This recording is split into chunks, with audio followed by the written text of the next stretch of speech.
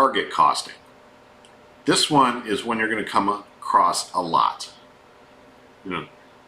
This is where you're going, where you start with your final cost and you work backwards.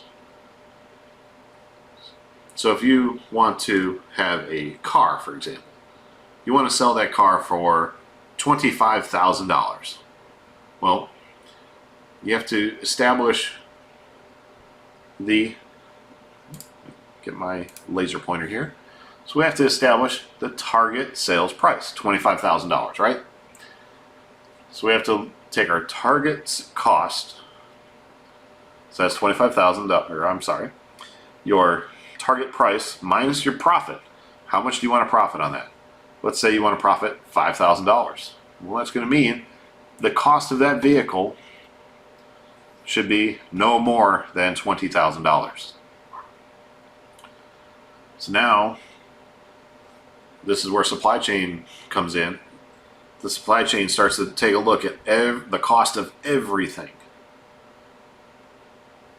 And it might have to be that the cost has to be under $12,000 because you got to factor in labor and all the other variable costs they get put on top of the car. So the supply chain can work some of these things.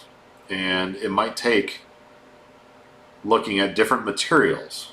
Like instead of putting leather in a Honda, Honda Accord, putting real leather in a Honda Accord, you might look at something such as fake leather or something similar, or just maybe going straight with plastic, depending on how it goes, how your cost is. You might have to make some sacrifices because you're trying to target a cost. Think of a product, any product that you want. For example, I'm looking at my desk and I have a computer monitor in front of me. Well, that computer monitor, let's say, costs $200. Well, that was the price that, let's say, I paid for it. But how much, if that was a sales price that the manufacturer was going for, they have to come down and say, okay, the retailer, in my case, I bought it from Amazon. Amazon wants to get a 20% profit on it. So let's go ahead and take 20% off, and then the company would want to sell it to Amazon for that price. Okay, now, well, in order to sell it for that price to Amazon, what price does it have to be made for? So that might mean that we need to develop our suppliers. Change the design. I mean, it's a standard rectangle for a monitor. I mean, it's nothing fancy. I didn't go with any of the gaming monitors because I don't need that stuff. The material change. I don't care if it's a metal bezel around the outside or if it's plastic. I have it on a monitor stand. It doesn't matter to me. Specification change. The one specification I needed was a 4K monitor. Well, if they couldn't produce the monitor at the target price, maybe they would have to change it down to a standard high definition monitor, 1080p, instead of a ultra high definition, which is the 4K. So maybe some specifications change. Maybe they went with HDMI instead of a digital, a DisplayPort connection. Maybe they have to take away some things that would cost more. But then they have the cost trade-off. Is it cheaper, maybe, to produce it in a foreign country than it is to produce in the United States? The cost of transportation might be that trade-off. Is it worth paying maybe higher labor costs because you're saving on transportation costs? You have a lot of costs you can trade off here. But once you go through all that, you have a new product you can roll out. And then you continuously improve. Because your first go through of this, yes, you're making the right decisions, but you might get new information. You might get some feedback from some customers, and so they say, hey, this plastic part here keeps breaking. Well, you might take that feedback and then go and make that part in maybe a better quality quality plastic. Who knows?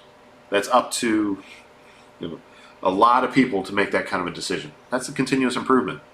You're trying to make it a better quality. But Honda did this with their 1998 Honda Accord, and they were able to reduce their costs by 30%. So it made the car more affordable.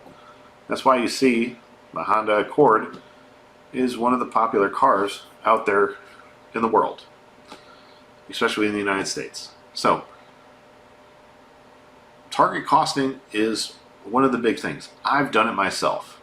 For example, let's say you're putting on a party at your house or your dorm.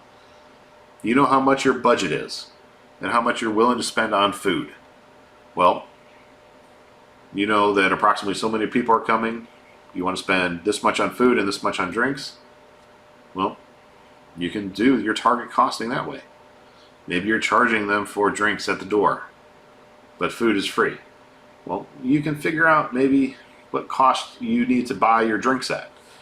Maybe instead of getting the higher end drinks, you get lower end drinks. Whatever the case may be. It's up to you. So, companies must have a consumer as the boss mentality. So this is a summary for the entire topic here. So first comes the willingness to rethink fundamentally what products are and what they do. You know, what does the product do? What are they? You know, I'm looking at my phone. What is it? Well, it's a communication device. At the heart of it, it is a communication device. I can make a telephone call. I can send text messages. I can go on the internet and send an email. I can do Facebook. I can do all sorts of different things from my phone. So it's a communication device. But what else is it? Well, I can play games on it. I can read the news. I can do all that kind of stuff. But it started off as a simple phone. A simple cellular phone is what was the, I don't know, great grandfather of what we have today. So you got to remember, the customer is the boss. They might not be directly telling you, you know, go do this, go do that, but they're telling you what to do based on where they spend their money.